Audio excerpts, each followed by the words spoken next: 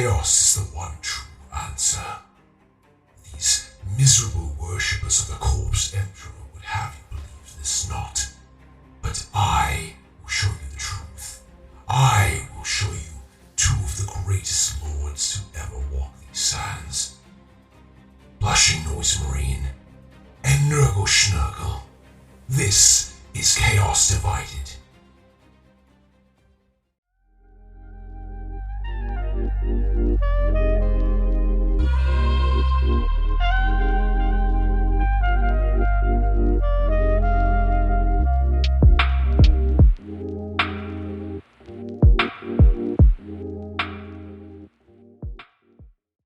Welcome to Chaos Divided, your weekly dose of Wholesome Hammer.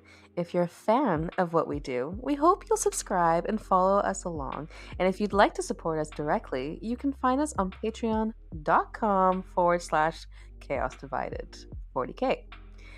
We're putting together the secret ingredients that makes... That makes that Warhammer sauce special. Why? Okay, right before we started, I literally said, I made this one easy for you. You shouldn't get caught up on it. And you were just like, no, I'm going to get caught up on it anyways. I'm going to catch myself. Wow. Okay. You know what? Let's redo that. Oh no, this is all staying in. This is gold. Sweet. I love it. You know what?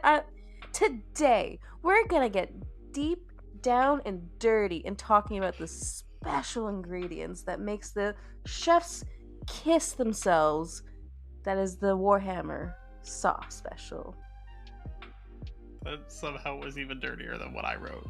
So, thank you. No, you wrote that. I just read it. No, I did not. I wrote something pretty tame. But I think, you know what, this week's going to be fun. Do we want to get into the quote? Yes, let's get into that quote. The quote this week is, "The universe has many horrors yet to throw at us. This is not the end of our struggle. This is just the beginning of our crusade to save humanity. Be faithful, be strong, be vigilant, be saucy." And this is by the Emperor from the Collected Visions. I think Nurgle Struggle might be in a bit of a mood this afternoon as we're recording this. Wow, this is the most unhinged intro we've ever had. Woo! All right. Are you sure you don't want to restart? We're only 2 minutes in. Do you think that's a good intro? I think that's solid. Okay. I think this is gold. The reason I picked that quote, I guess to actually maybe start the conversation that this episode's supposed to be about, was honestly to kind of hint at what I think is maybe part of the special sauce, which is just how friggin' horrible the setting is. Just, if you can imagine a worse future than Warhammer 40K. Oh my goodness. Just, let's... Hello? Okay, I love you. Bye. That stays too, okay?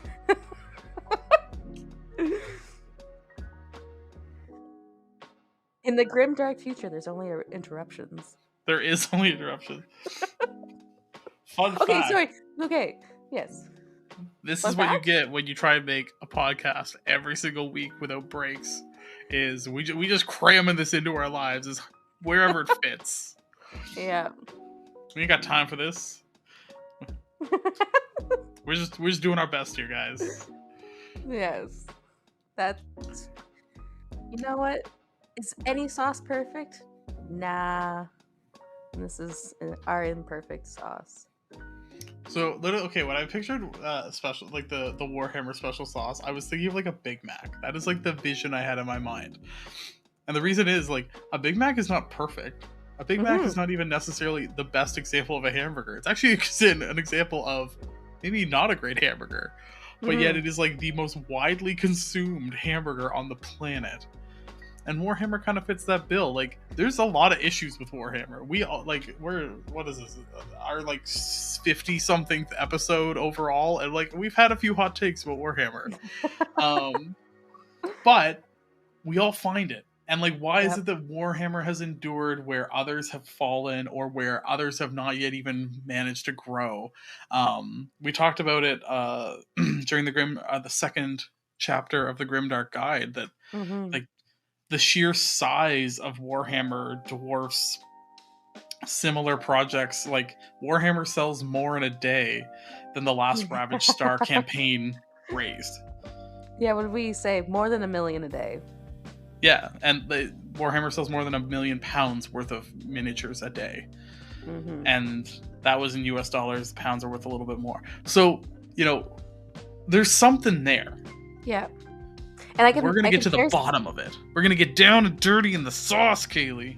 You know what, though? When we think we're at the bottom, I don't think that's going to be the bottom. We're going to be slurping from the bottom of that jug.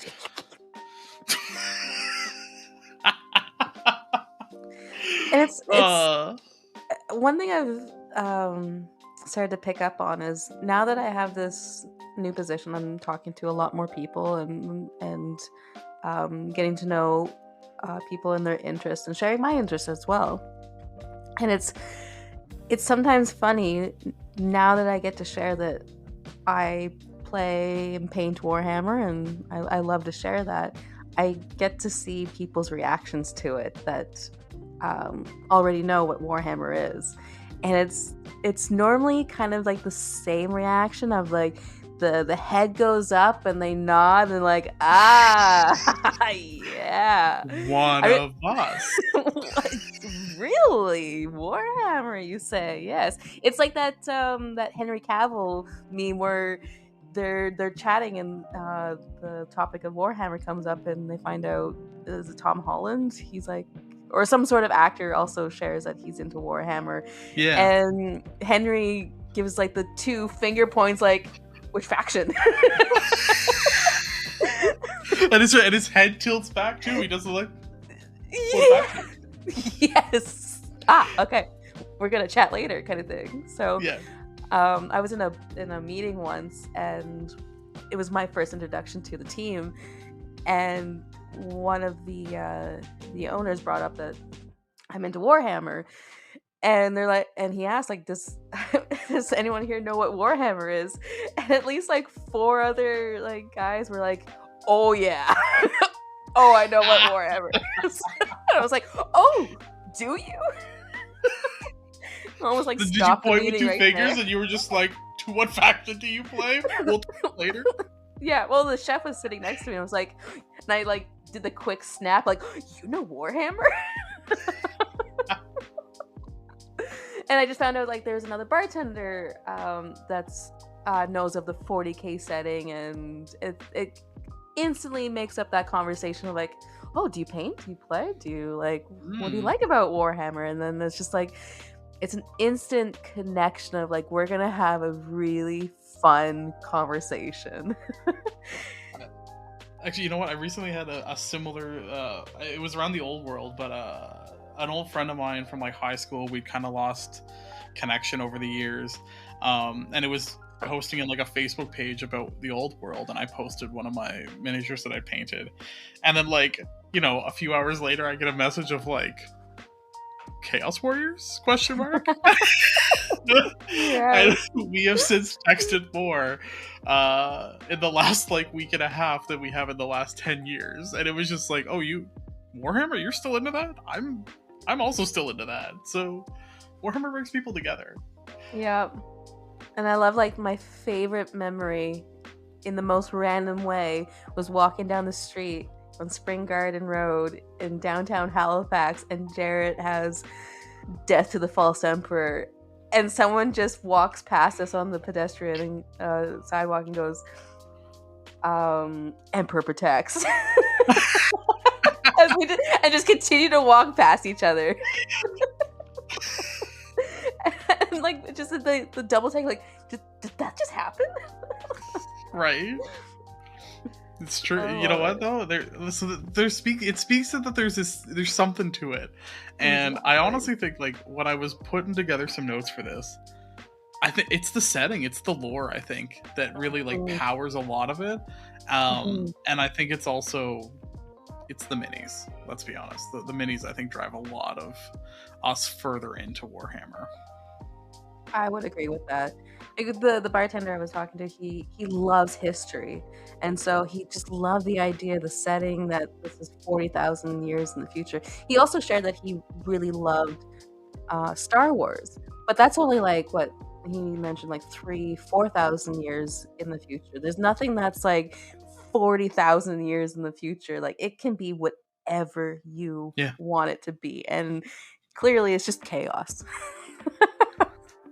Well, even one thing that kind of like makes Warhammer different from a lot of like longer to like, you know, I've talked about Dune on this before, and other science fiction, is that we also still know where Earth is. So there's also still a connection to like what happens to all of us. And like when you hear about Terra in like the 41st millennium and you're like, wow, stuff got real bad. We you know, we're worried about climate change, but there ain't no oceans left on Terra, so like things get worse. Yeah. And I think it helps kind of like fuel a bit of escapism to like be able to be like, you know what, no matter how bad my life is, I'm not eating corpse starch. But you could be in Nurgle's garden. That would be awesome. You are the only person who thinks Nurgle's garden is a nice place to be, Kaylee. I am looking for that one-way ticket. Okay? You're just like set me down and let me root. Yes. Yep. Let me be a seed. Let me.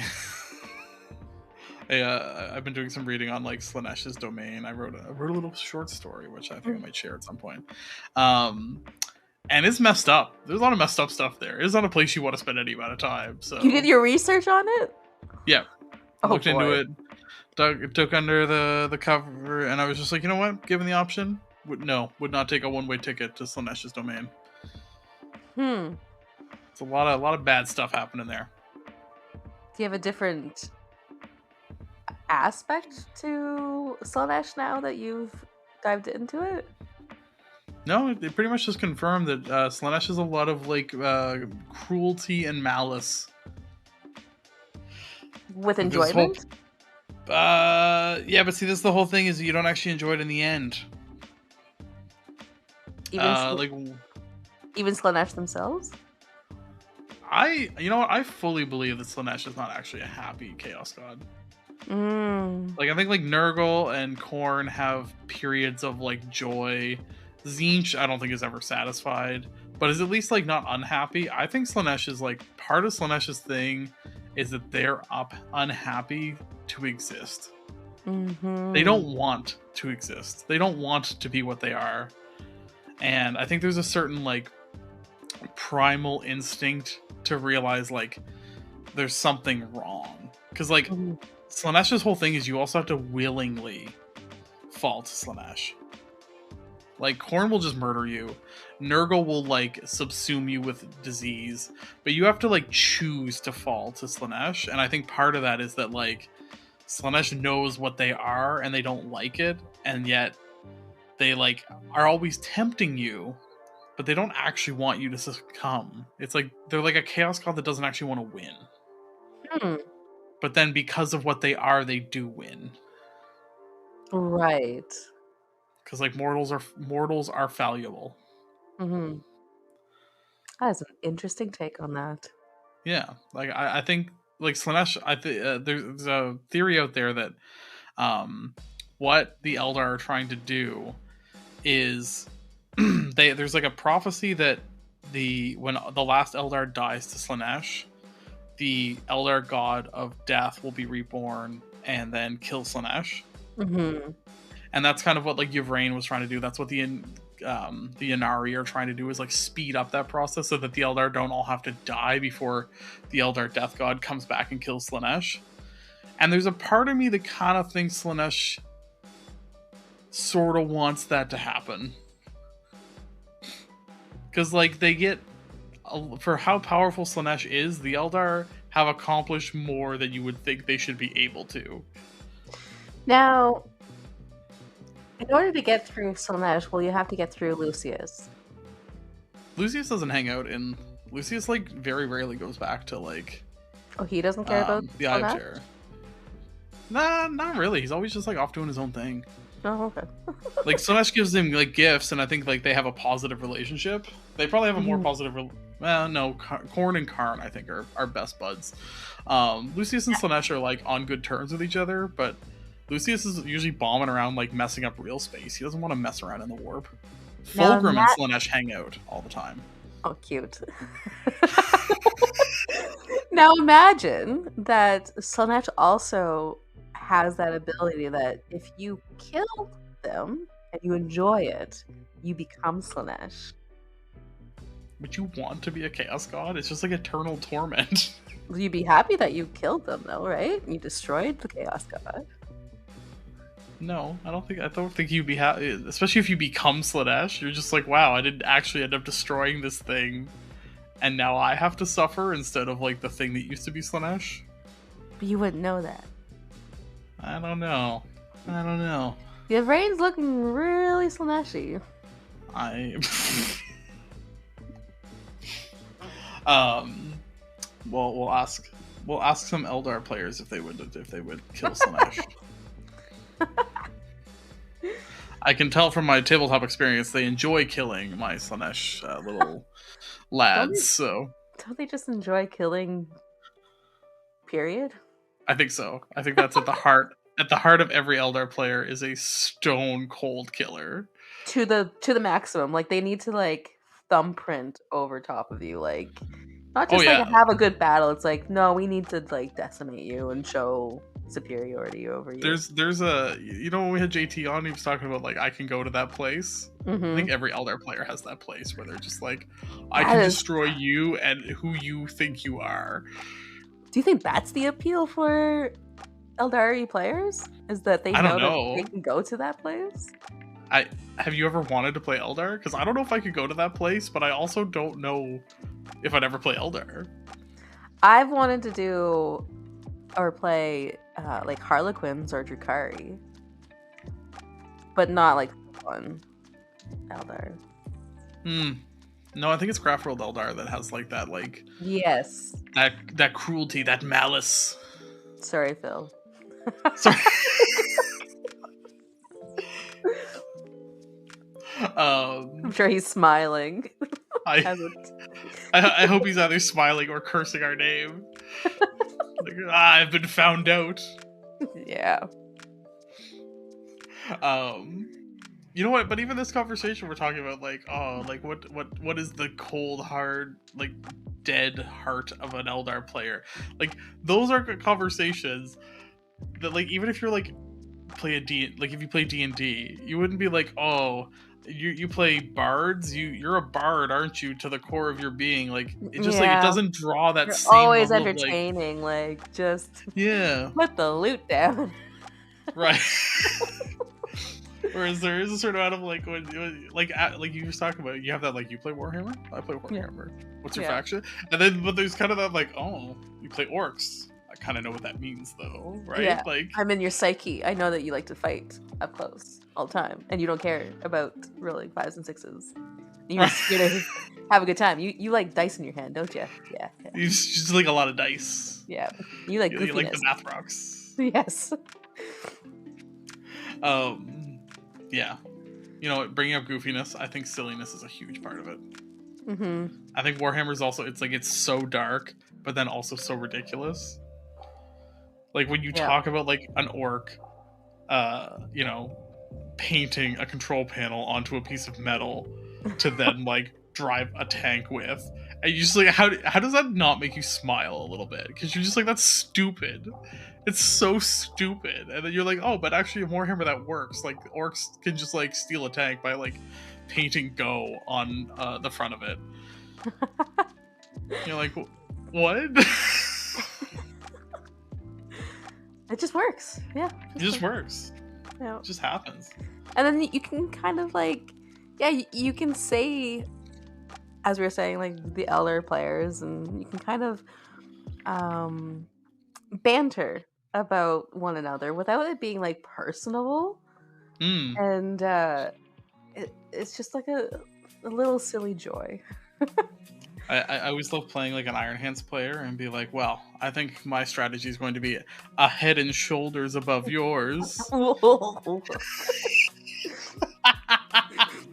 Or when people play against me, they're like, "Oh, it's disgusting." It's like, yes. Well, yes, I'm disgusting. Welcome to my filth. Yeah, welcome to my tar pit. Check out my big chunk. Do, do, do, do, do. What do you want to share for our listeners what the name of the list you're bringing to the tournament this weekend is? Well, I just kind of said it, but it's big chunk with an emoji of the peach bum. I think that's beautiful. Yeah. I think that's wonderful. What's your army's name? I forgot to change it. I've been using Always Go Fast for my army lists, but I used a different list in the app, and I realized afterwards it just says Emperor's Children, so it's just super lame. Oh. But I'm a big fan of Always Go Fast. Just always, it tells you how to play the army. You just always go fast. If you're ever like, where should I move? I should just go as far as possible all the time. Yeah. I know you also have to play your army that way, but your army only moves like 5 inches, so it's not as like... You know, I can teleport, okay? Thank goodness I can do that now.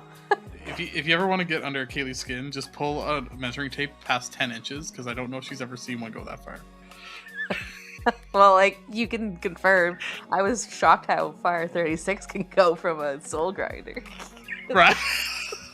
You know what? That was a core memory. I enjoyed that. I just want to see, like, if I can reach. You can reach. It's 36 inches. Like, I don't know what that looks like. You were like 14 inches away. Give me a 5 or 7 inch. I'll know what that is. 48 inches. I just gotta double check. I just want to make sure. Like, always be measuring, right? ABM.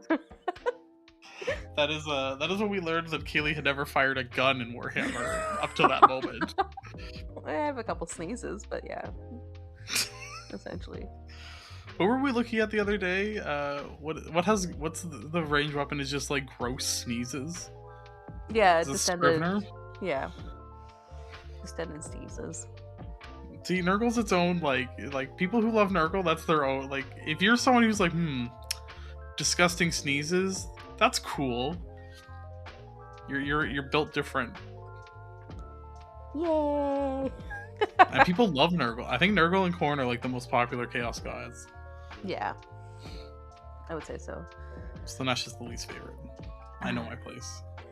Speaking of Khorne, I just want to. Can I go for a long tangent on this? Because I don't know if we have a central thesis to this episode. You go wherever you want to go. I shared it in the Discord, but I think it's so worth like sharing this visual with everybody. Okay, so Jarrett accidentally dropped a knife at work and it stabbed him in the leg. He didn't know it happened until he like felt something wet and like felt his leg, looked at his hand, and saw blood. And he said he instantly felt like he was gonna faint. And we have this really like lovely general manager, just like this little lovely lady, and she found it hilarious that Jarrett, of all people, was reacting like this with blood, because she even said herself, "You're always talking about skulls and blood. Like, why are you like this?" And I just had this, when Jarrett was telling me this story, I just had this imagery of Khorne getting like a tiny little cut and just wanting to faint. Like, skulls and blood, skulls and blood. And then, as you said in the Discord, gets a little paper cut. It's like, ugh. Ooh, an ouchie. And then it went on to another tangent, like talking about band-aids and like, James, I know you're listening. If you want like some good money maker products out there, make some Warhammer band-aids. I think a band-aid in Blood for the Blood God Red that says Blood for the Blood God. People would buy that. Yeah. Okay, but the funny thing about that is, like, I have seen Jarrett go full berserker, screaming like "blood for the blood god, skulls for the skull throw," like fully 100% believing it, and then the thought of him just being like, "Oh, Well, when dearest me, I seem to have gotten a little faint."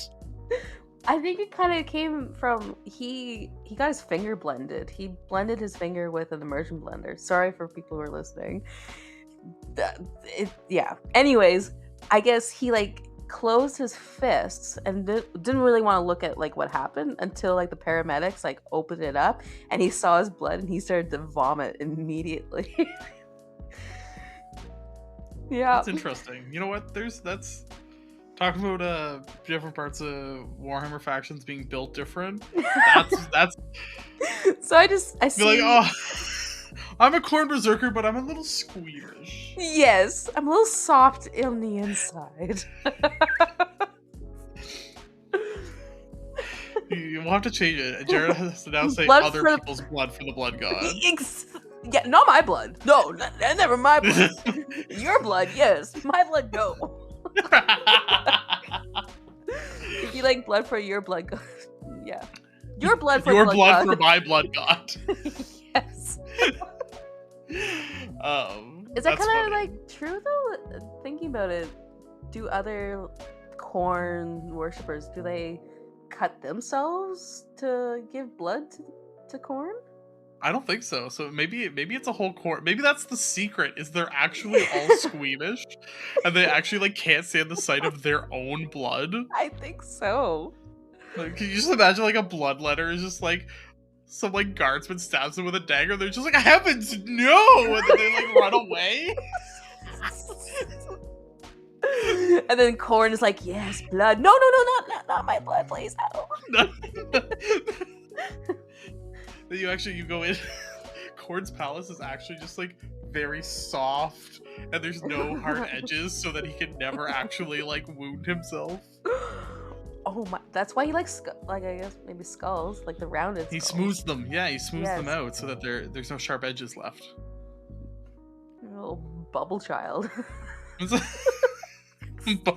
Corn the bubble boy. We are gonna get canceled by corn players for this. Corn the bubble boy. Jared's gonna refuse to come on after this. It's all. Don't worry, he doesn't listen. So as we discovered. Oh yeah, we did learn that. We did learn that Jared doesn't listen. Well, you know, he's in the podcast now. He's too famous for it. Yeah, he's busy. Yeah, busy not getting wounded. Yeah. Yeah. Stabbing himself. But I think like deep down in all of the tangents that we go on, that's some of the secret sauce. That's some of the ingredients to our sauce. That we can just joke around and have a ball and like make up things in our own head. It doesn't have to follow what Warhammer's putting out there. It's like, you know what? Let's just make up some stuff and just have a ball. I've always said that. I think the value of Warhammer is also that it is an unreliable narrator at its heart. Every bit, there is no such thing as canon with Warhammer. Mm-hmm. There's just like what we're told, but that doesn't necessarily mean that it's true. And because of that, yeah, you can like bring as much creativity to it as you want. You can like find your own stories and find your own ideas inside of this just like wretched hellhole of a setting where you're just like, there's so much awfulness that like you can create those moments of hope and joy if you want to. You can like descend into madness if you want to, and like everything in between. Like, you know, we just did a whole episode recently about like love, and like yeah, there's not a lot of great examples in the books, but like we also know, and then we like theory crafted like what does love look like in the grimdark future, like, and that was just purely us. And Warhammer gives you that space. Like there's no like have you ever gone to a Star Wars fan and been like, like I don't know how this works, and then you get the like 45-minute explanation? No, like I've never approached though. I have had some Star Wars fans tell me how it works. I guess, yeah, but you know what I mean. Like Yeah. like a Star Wars fan will be like, Well, not only that, they've shared that, and I can see the reactions from the public. Like, if they do not get things right in the movies, then you have this huge backlash. And I Yeah. guess that's what they're dealing with Disney and the movies that are coming out and the TV shows. And it feels almost like I feel bad if you're like, if you love Star Wars and you're so tied to like details. Because again, Warhammer's not about because the details are wrong. The details are unreliable. They're like there's even a whole like theory. There's theories out there as to why like like in the Horus Heresy novels, all the Chaos Primarchs are depicted as just like idiots. Or like incapable, or just like these like super valuable characters. Well, it's because the Horus Heresy novels are written by the Imperium. Like they're in the world. They are the works of like a tech priest writing down records 9,000 years later. You're So it reading wasn't propaganda. Yeah. So it's like there's no precision there. Like if one author says one thing and then another author says something else, no one gets mad about that. They're just like, oh, another conspiracy. Like that's just like more to get it like excited about. You're just like, ooh, which one is closer to the truth? You're like lies within lies. Like we're all a little bit of an alpha legionary. It's like, I live for the lies. Honestly, like I think people really like conspiracy theories deep down, because it just gives the element of the unknown or the what ifs, or you start theory crafting of like what are the possibilities, and it's endless. It's not black or white. It can be whatever you want. 100%. And actually there's a lot of like thoughts. Have you ever read Watchmen, like the graphic novel? No. V for Vendetta. The author of Watchmen and V for Vendetta was like very big into conspiracy theories. And one of the things he talks about is like Alan Moore. Sorry. Okay. Yes.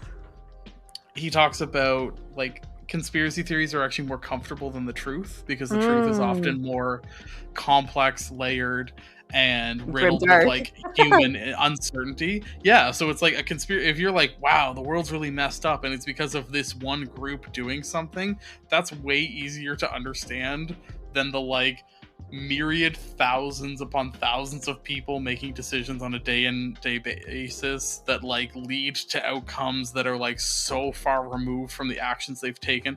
Like that's really complicated, whereas like a conspiracy theory is actually like quite comfortingly simple. And I think you know, Warhammer kind of gives us room to like, in a fantastic environment, have a conspiracy theory that also then doesn't like negatively impact your day-to-day life, because it's not real. So it's like you get to kind of like live in that like, ooh, it's like so terrible and I can just like imagine whatever I want and I can like have fun with it. But then like it's escapism. It's pure escapism. Yes. Yeah. And that's another ingredient, as we said. Yeah. Okay, so we have the connection is an ingredient. The escapism is an ingredient. What else are we adding to this mix? I think I already said beautiful miniatures. Beautiful miniatures, yes. That is part, like that is one thing craftsmanship anyone else has tried to like the hobby element. Yeah. Is like okay, sorry. Yeah, the hobby element. I'll yeah, well, I think part of it is like when you're hobby, you spend so much time with these like miniatures, so you're so invested to begin with that like when you go to play or when you go to get into the lore, like if you've painted a 2,000 point army, you are hundreds of hours deep already into this thing that you've just been sitting there like thinking about and being like, what's the story here? What's this all about? So you're already kind of like, because you've thought about it for so long, I feel like your brain's already kind of like searching for more. So I think the hobby is definitely kind of like, it's like the gateway drug. It's the like, hey kid, you just want a little hit? Just paint a little plastic and you know it'll lead you places, don't worry. It's plastic craft for a reason. Literally.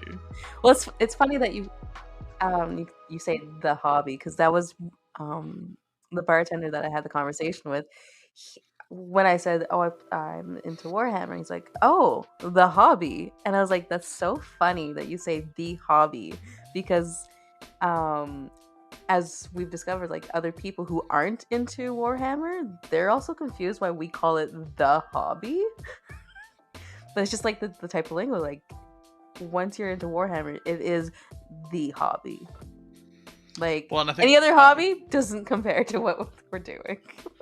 Well, and I had to explain it to Courtney because it was like driving her nuts that we called it the hobby. And I was like, well, it's because there's more to it than just like, it's not just a game, it's not just a story, and it's not just a hobby. Like there's the hobby component of it. But yeah, Warhammer does end up kind of becoming a little. It becomes like it goes from a hobby to the hobby pretty fast, I think. Because it's so deep, you just get lost in it.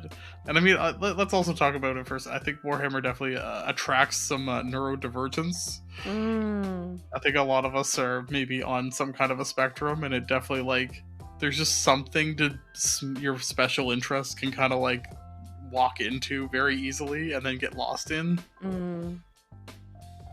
I've definitely been through periods of like, you know, you're like really into one part of Warhammer, and then you're like, oh, you know what? I'm like losing interest in that, and then you're just like go pick up a book, and then you're like still into Warhammer, just in a different way. Yeah, you're not wrong. Yeah, and that it's very comforting that there's that, because it doesn't. I don't know exactly what I have or anything. There's no labels to it, but I know what I know, and that's if I get into a stasis of just habitual habit, it makes me feel like I'm just doing the same mundane thing. That terrifies me. I need different. I need creativity. I need complexity, and definitely Warhammer adds to that. It's true, yeah. So and it's a great outlet for that, for anybody. Well, because it gives you both creativity, but then it also gives you structure, because it like yes, yeah, there's both there. It's like you can be as creative as you want, but there's also the backstop of like, you know, the game gives you some kind of structure, and just like, you know, if you're really into one, like, you know, I would say you're a little into Nurgle. a little bit. So there's like, you know, there's a bit of a pattern and a formula there that can be like comforting, whereas it's like if you're gonna go paint another Nurgle demon, you kind of know what you're getting into. Like it's not like you're not starting with like a blank piece of paper. Like I know there's gonna be a couple pimples and guts hanging out. I know that when I paint it, and I'll add slime at the end, that it's just gonna go chef's kiss. The confidence. Yeah, I love the confidence. But no, I think that's also part of it. Is like, you know what you're gonna kind of get into, which, you know what, I've compared it to a Big Mac, and I think that's part of it. Is that it's like it's comfortable because it's knowable. And maybe talking about kind of the conspiracy element, it's like when you're talking about lore and you're theorizing and you're coming up with your own ideas, it's still comfortable because A, it doesn't like impact your daily life, and B, there's a degree of like structure around it, so that when you can talk to other people about it, you both can have the same conversation. You're not just like yelling random things at each other. You're able to like, you know, actually talk it through and be like, oh, you know this thing? Oh, I never heard about, like when we had Jeremy on, and the look on Jared's face when Jeremy was like, oh, that's not who Malkador is. Yeah. And Jared was just like face wide open, like mind blown. So you get those moments because, again, everyone knows a little bit of something different, so you get to share that. And you get to be excited about it. And it's appreciation. It's like, thank you for telling me. Like, thank you for saving me the time from having to dig that out, or like, just doing my own research on that, because everyone's just kind of sharing their own little thing. I think some of the like the actually trope. Do you know what that is? Yes. Like nerds often are like actually. I never hear that with Warhammer. If with somebody knows something different, there's always like. Nobody's like, actually, that's not how that happened. They're just like, well, I know this, and like that's different than that. You're like, oh wait, that changes everything. Like, I didn't know what you just told me, and then like you just go from there. Like, You're like, you tell me more, and then I'll tell you more of what I know, and then we'll try and figure out like close. Again, you're trying to come closer to this like truth, but the truth isn't like set in stone. Well, like what we kind of discovered with Jeremy as well, with the Emperor, is that he knew exactly what he was doing. He knew that people were going to turn, and just that type of flip, like, oh, okay, I now have a new perspective that I can look on. Yeah. So yeah, you get the opportunity to kind of like re-evaluate what you know on an ongoing basis, but in kind of like a comfortable, easy way. So you're just always learning a bit. So it kind of like tickles the brain a bit, makes brain go burr. And I think that's just something that we definitely need more of, like just as a person, as an individual, just to have something in our life that does tickle the brain. Yeah. It makes you both comfortable and challenged. It like pushes you, but then you can also be very like comforting when you need it. So it's like there's always an opportunity for growth, but then there's also the opportunity to like step back and still just enjoy some other element of it. So it's I think that maybe I've been kind of dancing around it, but I feel like you never feel like you've wasted time because it's so big that, you know, anytime you put in, if you're, whether that's hobbying or playing games or talking about lore or reading or just hanging out with people, it's like you're just like, you know, you're putting a deposit into, you know, your Warhammer hobby, but you know you're gonna get that like value out all the time. Would you say it's a culture? Probably like a subculture. Because I don't know if it's like its own culture. Like it doesn't have its own like. Well, it has like norms and mores, but like before I got into it, I couldn't understand the language whatsoever. Like you guys were all talking gibberish until I like started to get into it. I'm like, okay, now I can start to catch on, and it was a slow growth to that, and now I can have full-on conversations about it. Yeah, there's definitely like, I don't know if it's like its own culture, but there's definitely like elements of culture there that are probably growing over time. That's something we're thinking about. And I keep coming back to him, but because I think it was so great to have a full-on conversation with someone who's interested in Warhammer, but I have no idea who he is. Like this is my first time meeting this bartender, but he brought up the fact that Henry Cavill's gonna have this TV show, and it's just gonna blow up from there. And like how excited he is about it. And then I was like, yeah, it's gonna be interesting to see how the public reacts to Warhammer. It's true. Do you think it is gonna be interesting? Do you think they'll understand the secret sauce? Probably not immediately, because like a TV show doesn't like, if you like, let's look at Henry Cavill, like The Witcher. Watching The Witcher TV show does not like there's a whole like following for The Witcher, like books. Like they are quite beloved.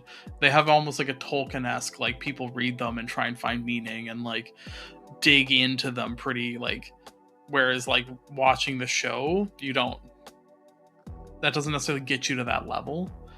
Right. It'll probably be the same. It'll be like you'll have people that are more aware of Warhammer, but then some of them will dig in further. Well, I would say it's more than some. Like if you're going to talk about The Witcher, because I would say that for sure when the TV show came out, that's where more people started to watch, and they started to cosplay as people from The Witcher, and then they started to identify themselves in that universe more easily as well. So when you're watching the Warhammer show, it's not going to be like you don't have to dive into it. Now it's going to be an open gate. Like he's definitely making a portal. Like if you want to call it his golden throne to the warp kind of thing. Like it's going to show like, oh, what's this Warhammer thing? And then it's going to be like, oh, it can be whatever you want, baby.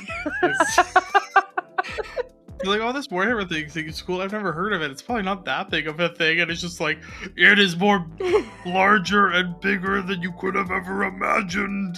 Mm-hmm. Get ready to get lost, kid. Yeah. Oh, like, what's this Games Workshop worth?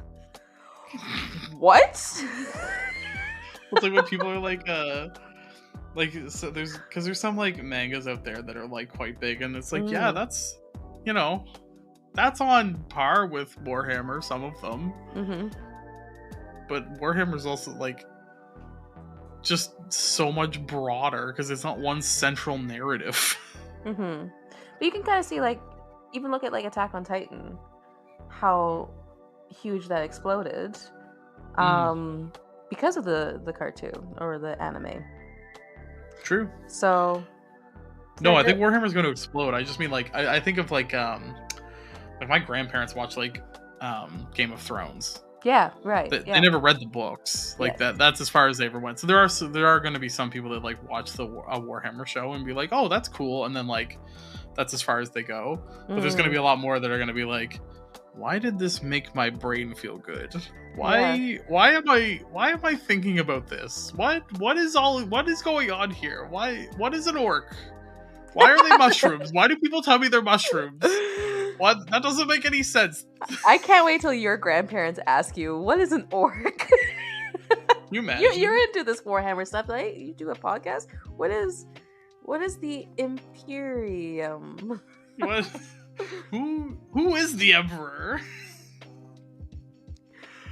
And why is he such a bad dad? Why do you keep calling him Daddy Issue? Daddy issue for your tissue, or tissue for your daddy issue? Because he's the daddy with causes so many issues.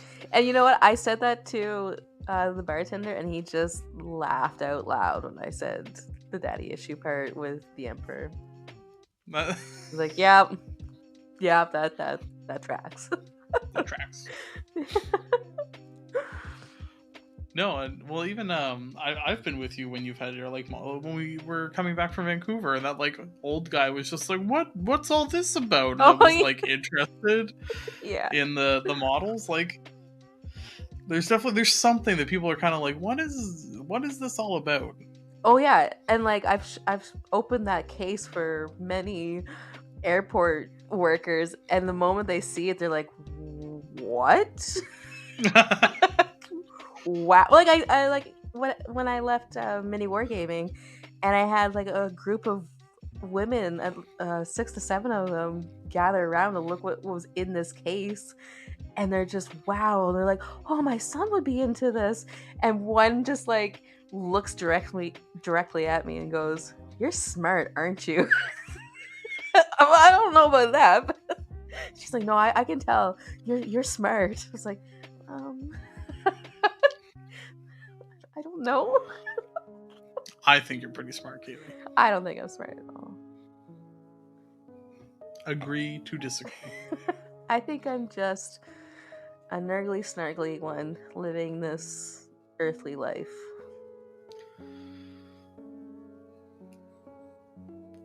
That's it. Yep. I got nothing else. I got nowhere else to go on that one. What is smart? What is intelligence? I don't know. I don't know. People have told me I'm smart, and I'm just like, but I'm so stupid in so many ways. You don't even know. You don't even know how little I know. Yeah, exactly. Exactly.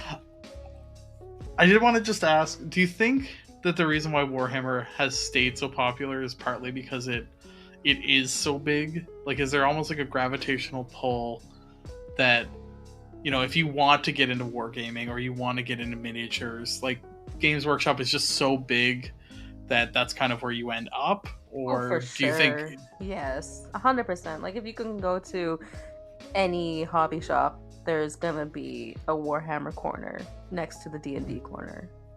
And that's why D&D is so big, and Magic the Gathering is so big, and Pokemon. But whereas the other companies that try, like, say, obviously D&D is going to tower over Pathfinder. That's true. And not many people know what that is. I do, because I played 3rd edition and 3.5, and I remember how mad people were when we went to 4th edition, and the outcries were loud and angry because nerds. You know what? Actually, I guess going back to that, Warhammer's one of the few things nerds don't get outraged about.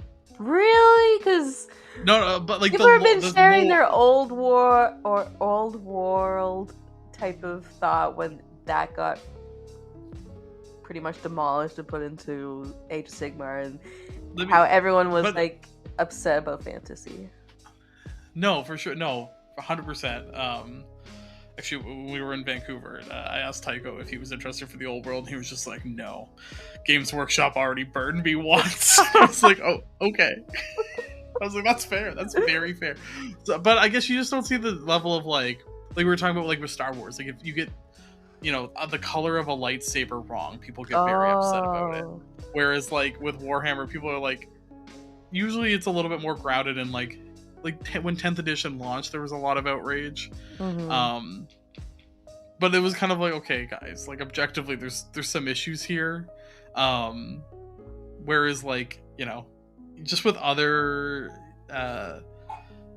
nerdy things, I feel like the outrage barometer is usually just generally a little higher than Warhammer is. Warhammer seems to float along a little calmer, we'll say. Oh, for sure. Except for maybe Valrak. Anytime I see those videos come up, he seems pretty worked up about things. Isn't that his job? Yeah, but it's do you think most. Do you think he like pinches himself before he starts recording? Just get the. Like pinches his cheeks so they're red. See, you know what? I should do that. My face is always red, so I would just always look enraged. Yes, or blushing. I walked right into that one. But no, I don't know. I just feel like, controversies in Warhammer are usually a little more grounded in the like, oh, Games Workshop got this one wrong. Fantasy battles, yeah, 100%. That's a high degree of like, wow, we got kicked to the curb here. I think the most part. Yes, I think during like COVID and stuff, they were getting hit a lot harder because a lot of people were paying attention a lot more online, especially like with the NDA and content creator type of stuff. They took a little bit of a hit with that, but for the most part, and again, that's what's so great about how big this hobby is and Warhammer is. You can just like kind of like screen it out. It doesn't have to be the full identity of what your hobby or game experience is.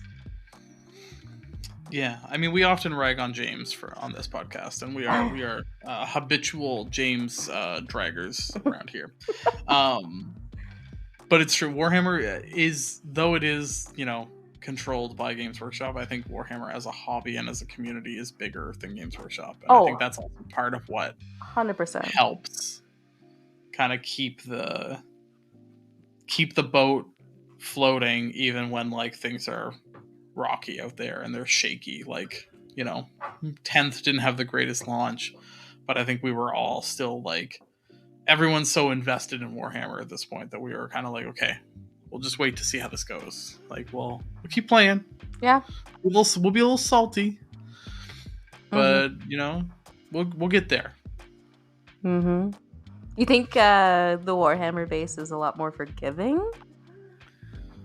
Have you ever met like Magic players? There's a viscerality to some of that stuff. Well, didn't they take away like their tournament circuit?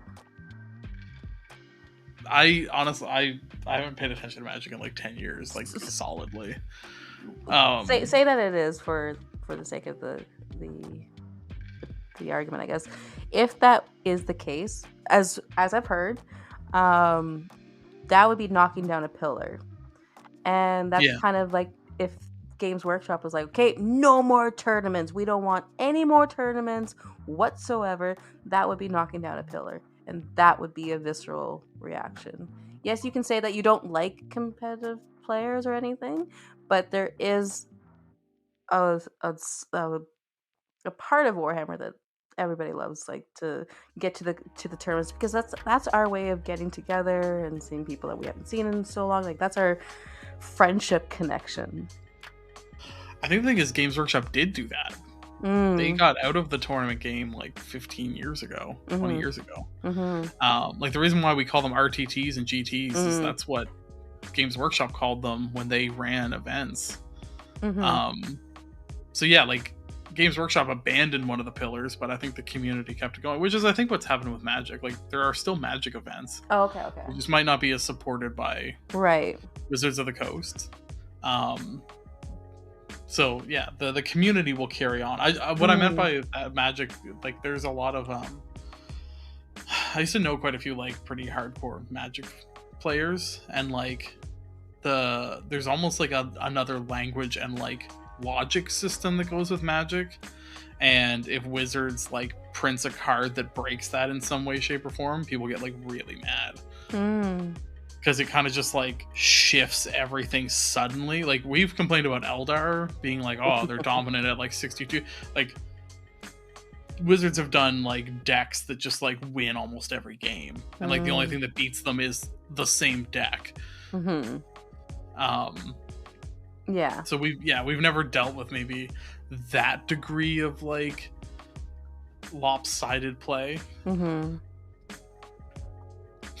And yeah, trying to think of what else has like that big of a competitive scene that is like Catan actually has a fairly competitive scene. There's regionals, there's huge prizes. Just to think like that, the silly game that you bring out to play with your brothers and sisters or your friends, and you go, you got any wood? Dude, the competitive wheat for sheep. I need wheat. And it's always it's always the argument is like, what, do you want sheep or do you want wheat? Like, what is it? Right. What are you asking for? Wheat for sheep. My wheat or your Which one do you have? Wheat and sheep. What do you have? Yeah. So yeah. I don't know. There's definitely there's something about it, because even like I know there's quite a few systems out there that just don't seem to kind of like get to prominence, and it's like it's not even necessarily Games Workshop. It's because like it's not like Kill Team is this like giant. It's not like everything Games Workshop makes is gigantic. No. Like actually, Kill Team is fairly large. What am I thinking? The Sigmar version of Kill Team. What's it called? Warcry. Warcry. Yeah. Yeah, like that isn't a gigantic scene. So it's not even necessarily like Games Workshop has this figured out. It's like there's something more. But they still have like beautiful models. That's true. They do. That might be there's some that cool might be ones. like the core secret sauce is like producing beautiful models for the systems. Like they definitely didn't skimp on Warcry models or Kill Team models or even Blood Bowl. Yeah. Blood Bowl is a game I want to play. I just don't know anyone who plays it. And that's just it. Yeah. Right? It seems like a lot, but not in a bad way. Well, that was kind of the issue with like Sigmar around here, is there's not a ton of Sigmar players, so it was like it's hard to want to get into it. Because you're like, okay, if I build an army, I'm playing like 3 to 5 people. Yeah. And whereas 40k is bigger, and I think that does help it. I think when we talk about like that gravitational pull, I think that makes it easy. If you're like, okay, I'm not gonna have a hard time finding people to play with, that makes it easier to want to make the investment. Yeah. But it's not stopping you from getting into the other systems as well. Well, I think 40k ends up kind of becoming the gateway in a lot of ways. It's kind of like you get into 40k and you're like, I kind of like this hobbying thing. Yep. And I like playing this game, but also the faction I play has just been absolutely like railroaded by Games Workshop. Let's try Sigmar, or let's try Kill Team, or whatever. I think 40k ends up being Like I said, it's a gateway drug. You want to try some plastic crack? I think it's just delicious. also like it might just be the name itself too. When you can have just Warhammer, oh okay, but the 40K? What do you mean 40K? 40K of what? Warhammer 40,000. Why is there 40,000 Warhammers? Yeah. And why should I care about these 40,000 Warhammers? There's a creator on Instagram. They call Warhammer. It's Warhammer 400,000. And every time I hear it, I just crack up. Love it. But no, that's true. There's something. I think there is definitely a mystique of like, it's so far in the future that you're just like, what? And then like the further in you get to it, you're just like, this just gets crazier. Yeah. Yeah. Like I think even like guardsmen, people are like, oh, what's it like for like a guardsman, just like a regular person like me, and you're just like, awful. It's so bad. Think of the worst thing you could think of, and it's worse. Mm-hmm. But then guardsman players are just like, they're so chill. They're like, It's true. Yeah, we know it's bad. But for the Emperor. They've read the Guardsman's uplifting primer. Yeah. They know their lot. They know their place. I mean, being a general in the Imperial Guard is actually usually not that big of an issue because you're like taken care of and you're in like a spaceship somewhere. Mm-hmm. You know, the generals and stuff aren't the ones that are like actually fighting the wars. Yeah. They're like eating cheese. Are they really? Yeah, they're like sitting there having like fancy dinner parties. Cheese and wine. Yeah, cheese and wine, and they're just like, as they're just like, how many battalions should I send into the front today? All of them. What was the casualty reports from yesterday? Oh, everybody I sent in died. No. Better do it again. Way. Is that really like that lifestyle? Oh yeah, no, the generals are nobles. They're like they have like teams of like servants, and like they are taken care of. And they're the good guys, right? The Imperium is something. Anyway, that's, you know what, that's part of the special sauce is the Imperium and how ridiculous it is. Yeah, any last thoughts? Nope. If Warhammer was a sauce, do you think that would just be the mac sauce, or what do you think it would be? Would it be mayo base, or? Oh, I don't. What about how about we? It's English. I feel like it'd be cream based. It'd be like some kind of clotted cream. Okay, let's name off some systems. We'll leave it with this. We'll name some systems. We'll say D&D, Warhammer, Magic, Pokemon, and what kind of sauces are they? So just so we can share the comparison. I feel like these days D&D is kind of like the mayonnaise of RPGs. It's accessible. You know what? It's the ketchup. It's like, it's easy to get into. It's enjoyable. You can love it forever. You know, you don't need to go any further than ketchup if you don't want to. You can enjoy it as long as you want. But if you ever feel the need to like explore a little bit more, you realize like there's more to life than just ketchup. Right. You're like, oh, I can add mayonnaise to ketchup for the fancy sauce? Oh, okay. Ooh, you know. Then you what's this relish stuff? Yeah, what's this sriracha? Ooh, getting fancy. Okay, so D&D is ketchup. Yes. Magic, mustard.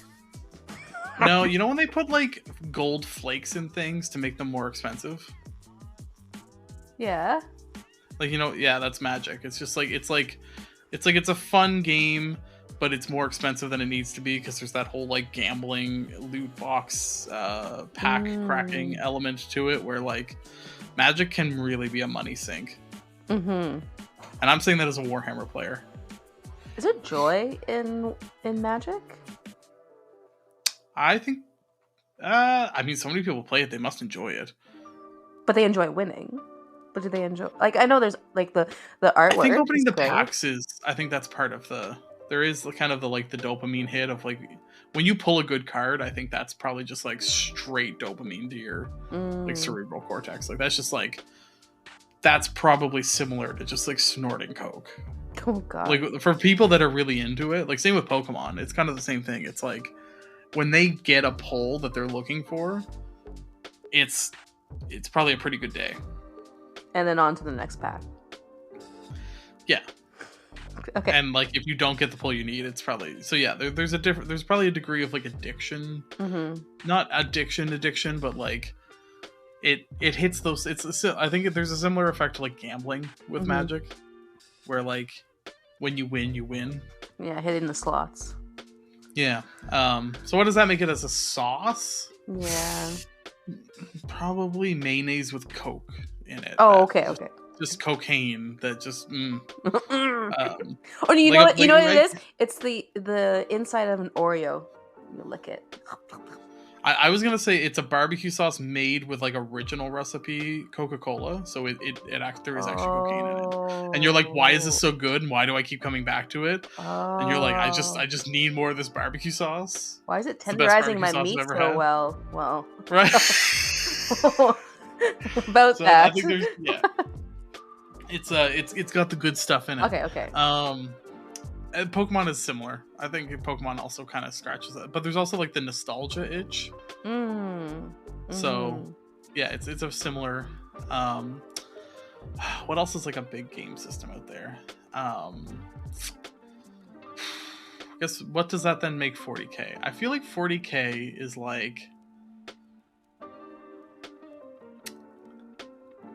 you know, have you ever had bangers and mash? Like the onion gravy they put on bangers like and mash. Like an au jus. Yeah, but like a little thicker, and it's like onion based. So it's like warm and comforting. Goes with everything. You can dip it. You can pour it. Yeah. You can swim in it. You can slurp it. Yeah. Okay. I'm. And it makes you. Yeah, but it's like. Yeah. But it's like there's a lot of fat in there from like the onions and the butter and everything, so it's like maybe not the best. It's for you. well made. That's what it is. It's well made. There we go. Yeah. Yeah. I'm trying to think of like what's a. We could probably go on this forever, so we should cut this because I'm like what is Shadowrun? I'm like Shadowrun is like weird under the table sriracha you don't know the source of. Then we have just video games and yeah. Lorcana is it is the syrup they put on everything in Disney World for Disney. That's what Lorcana is.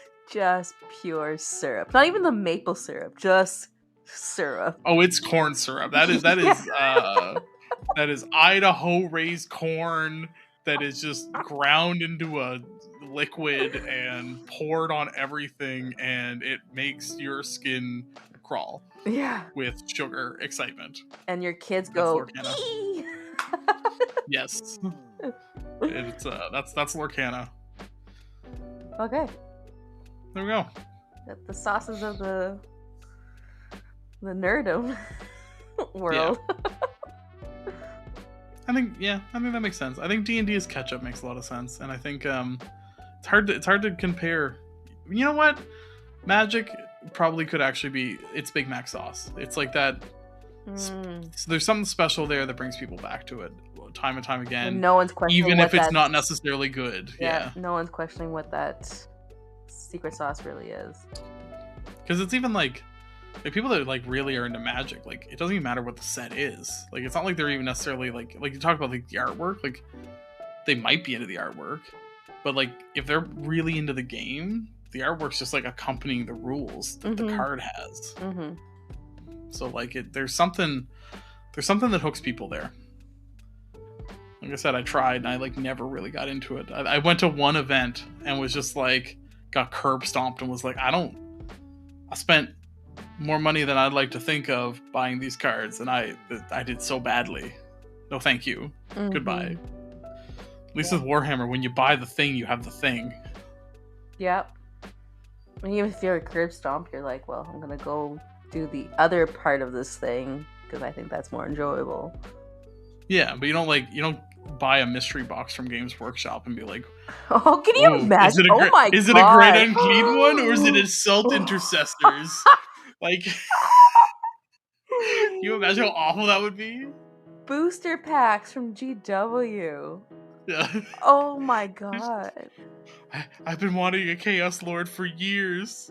Oh no, another Terminator captain, like... Why can't that be a thing? Like, just have like a pack with a picture of it, and then you can hand it to your GW rep. Be like, "Hey, I want a great unclean one, holographic." Holograph. No, You're not here for that? Okay. No, I very much appreciate that when you buy a product from Games Workshop, it is the thing it says it is. Yeah. You can plan your purchases. Yeah. Imagine if a Magic player could be like, "No, I don't want this box. It doesn't have the cards I want in them."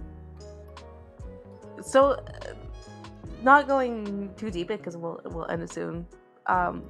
Magic the Gathering, you can't buy a specific card. It's only in random packs.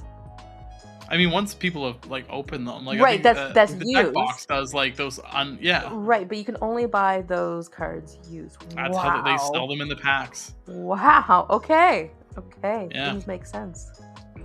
Yeah, so that's why like the deck box, you watch those videos of them just unpackaging hundreds of packs to build up their like portfolio for that particular set. Mm-hmm. Yeah. So that people can then buy the cards that they're looking for. Mm-hmm. And that's how like all the game stores do it, essentially. I think that, yeah, if you're a big like Magic store, I think that there's a certain amount of like you're gonna have to open so many packs because there's people that, because it's also like, you know, you might open 3 packs that have nothing in them, and then you open one that's got a $200 card in it. So what a crazy business model to have. Oh yeah. If you buy directly from us, it will only be random. Yeah, because they make the cards that way. Yeah. You don't know what you're getting. Can you imagine? You just randomly get a Nurgling. Right? Like, or like a box like of just miniatures, and you don't know like what's in it. Yeah. You'd have an Orc, a Necron, a Nurgling. Yeah, nightmare. Oh wow. James, don't take that on. That's a horrible idea. Don't. Well, I mean, they've tried to do that. There's like the little blister packs, like what are they called, like Warhammer Champions or something? Right. Where it's like you don't know what models inside of them. So they've tried. Yeah. I don't know how popular they are, but they have tried. Mm-hmm. I know they did that for Nurgle, like the Plague Marines. Yeah, I think there was like an Ultramarines one too. Mm. So yeah, they've definitely tried to incorporate that. Like, are you gonna get the fancy one, or are you gonna get the crap one?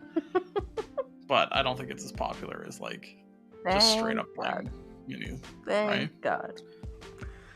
All right. Anyways, any other sauces you want me to try and name for? What's a sriracha? I don't know. Okay. Just pushing you. Collecting comic books. I don't know. Oh, okay. Okay. I don't. That doesn't make any sense. But sure. No. Yeah. Yeah. How about that? Could be a question to the audience for Spotify. Name your sauce and game system. There we go. Help us. Help us help you. Help. What's wasabi? No, I'm just kidding. This has been a rather unhinged episode, so we're gonna bring this one to a close. Woo! We did it. Thank you for joining us. Don't forget to subscribe to Chaos Divided wherever you're listening from, and you can find us on Instagram and YouTube at Chaos Divided 40K.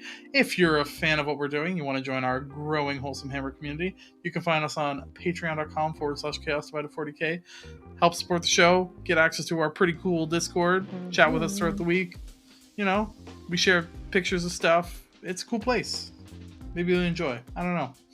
And if you'd like to connect with us directly, we're at Nurgle_Snurgle and at Blushing Noise Marine on Instagram and YouTube. And until next time, bye-bye. Ciao for now. Play jazz music! Jade!